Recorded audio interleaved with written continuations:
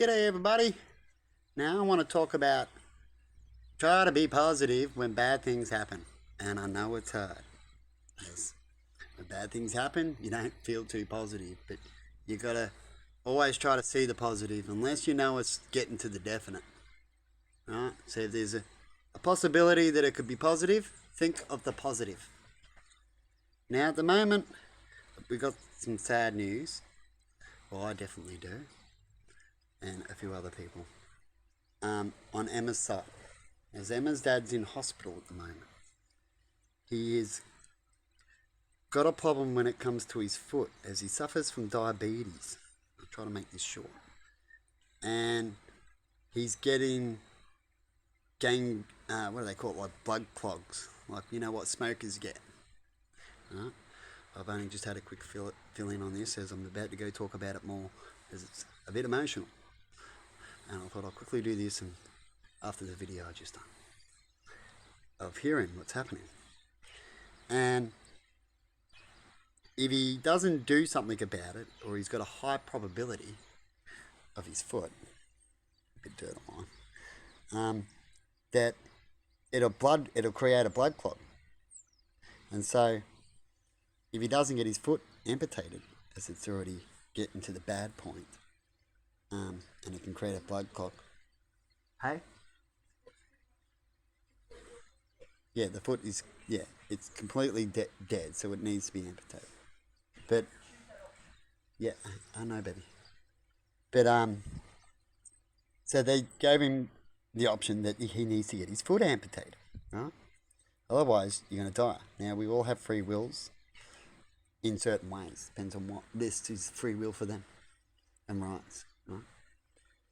And when it comes to choices, if you're not dead yet, you've still got your free will and rights, is how I'm saying it. So at the moment, that's what he's been advised. He has to get his foot cut off. Right? Otherwise, you're going to have this blood clot that will come up and kill you. You're going to have a heart attack. High probability, definitely more likely, and soon, can't give you a time, but if you don't get it amputated, it's ticking, that you're going to have a major heart attack. Right? And he's decided not to do anything at this moment. Right? He has said no. His decision is no. He might be wanting to think about it. I haven't got more of that story, but he's having. So it's happening now. No, not to remove it, but to unclog it. But then they said that there might chance of unclogging it. The toxins from his foot going to go to his heart and his liver. Yeah. So he's taking the risk. Yeah. So he's taking a risk of surgery to try to fix it. But it's a high probability it won't be able to be fixed. Yeah, with the doctors, right? But he wants to keep his foot, and to keep his foot, he's now taking a risk of losing his life, and it's a high risk, as the doctors say. So everyone has their choice of free rights. That's right. So you haven't got your choice that I want you to kill me, doctor, but you still have the choice of taking risks. And he's taking a high one. Right? Unless you can prove that they're mental. But I can see that as a normal thinking. Just definitely need to think about it. Maybe he hasn't had enough time to think about it. How much time do they get you? Well, it depends on what's happening in there. Right? So that's something we'll have to find out. But that's something for him. But if you get to a point where you know it's serious, well, you'd go with the amputation, wouldn't you? Right? If you just want to live. Definitely if you're old. See, when you're old, what's the point of you can get another foot later, what's your foot so much? But then you might go, well, I'm old, time I get healed and get a foot, what's the point, right? So there's lots of ways of thinking about things anyway. You'd have to talk to people. But that's what's going on at the moment. But when it comes to family, what happens there? So that's Ted's choice. That's his life. But what happens when we do those choices? Family don't like it, like the choices I'm doing. Right? A lot of people having a go at me. Right, and go, just follow the line, just do it, just take it at the butt, as they say. Right? But I don't want to do that. There's a point where you go, enough is enough, right? With the things I'm doing. And I don't want certain records that shouldn't be there. It definitely when want certain jobs and they don't look good to have to explain all the time why certain things got there. I've already had certain issues when it comes to what I've already got to why it happened, right? and it's very annoying to explain that you're not exactly what they've charged you, right? And so when it comes to Ted, his family's upset. They get upset when people are going to die if they love him, right? And so they'll take the easy risks, right? Like they say when someone might get locked up. They go, just take it where it's easy and do this or do that. Use whatever you can, as people will say when it comes to your life and your well-being. Right? And that's understandable, you see. Right? And so we're hitting a point where it's not good, because if he has this operation, see, he gets his free will, so it panics the family. Right? So what's the family to do when you believe that his free will choice is not the right choice? Now, there's many things that families do that I've heard about. They might say that you're not mentally right because for your behalf. They might say that there's loved ones that you should think about, so you shouldn't take such a risk. But his kids might be old enough and be all right, and you can say all those kind of things, right? There's no one important. Right? There's a few excuses, right, and things that people can say when it comes to that, isn't it? But I see it as something you'd have to definitely think about. You'd need time, innit? Or when he made that decision, you want to talk about why he made that decision, right? And see how viable it is.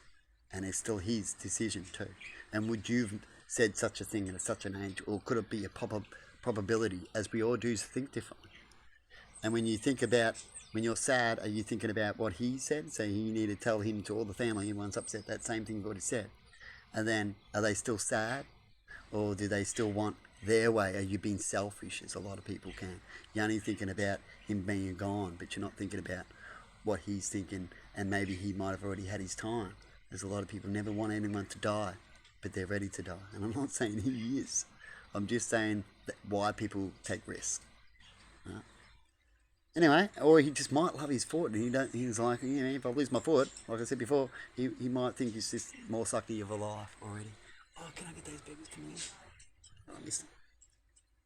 So the babies flying around. Anyway, so to think positive, you have to find out those things, and that'll help you think more positive and help you feel better too. But when it comes to life and death, there's nothing positive about it, and it's hard to do it, as the risk is always there. And I know that myself, and so does Emma, as we thought positive already and a bad outcome comes. And what happens when that happens? Do you like to go, well, I can't keep thinking positive? I've already thought that several times, and it never worked out. And it happens in not just death, in a lot of things. But you gotta, right? Because when you don't, you look about it, you think about it back, right? Is that when you're panicking, it's even worse. So if you're going to do an outcome, it's best not to panic so much. It's always good to panic when you really need to. So you're worried about them dying. Well, don't cry before they die. I'm worried about it. It might not happen. And you're going to cry later on. Don't use having an extra crying. That's how I'm trying to see things. You try to do that. Right? Depends on how much you love them and all that. Depends on how much you can do that kind of thing. Right? Because you're going to cry afterwards when you know it's happening. When you know the definite, then you can cry. But there's always a chance. A way to talk to them, a way to chance, right? Find out. You really love someone and you wanted to help them, you'd go see them and talk to them and do a little bit what I said to get those answers and to help out for either one of you, because they might just need to chat and need some help when it comes to that. Right? And what was going to happen when they have one foot? You're going to be here for me. They don't know all that when they go to make a decision by themselves, do they? They've got to assume, just like you're assuming. Anyway, have a good one.